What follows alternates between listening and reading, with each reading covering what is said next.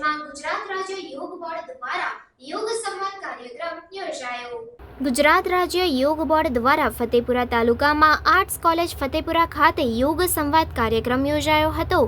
જેમાં ગુજરાત રાજ્ય યોગ બોર્ડના ઝોન કોઓર્ડિનેટર પિંકીબેન મેકવાન, ફતેપુરા તાલુકા યોગ કોચ ધુડાભાઈ પારગી, ગરબાડા તાલુકા યોગ કોચ રાહુલ કુમાર પરમાર, માજી સરપંચ જગોલા બદજીભાઈ બરજોડ,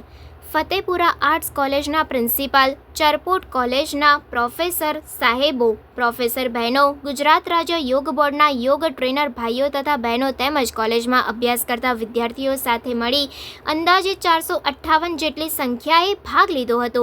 ગુજરાત રાજ્ય યોગ બોર્ડના ઝોન કોઓર્ડિનેટર પિંકીબેન મેકવાને યોગ વિશે માહિતી આપી યોગ કરવાથી થતા લાભ, અત્યારના સમયમાં યોગની જરૂરિયાત વિશે ખૂબ જ સરસ રીતે માહિતી આપી આસનો અને પ્રાણાયામ વિશે જાણકારી આપી હતી। કોલેજમાં અભ્યાસ કરતા વિદ્યાર્થીઓને ગુજરાત રાજ્ય યોગ બોર્ડમાં યોગ ટ્રેનર તરીકે જોડાવા માટે માહિતી આપી, જેમાં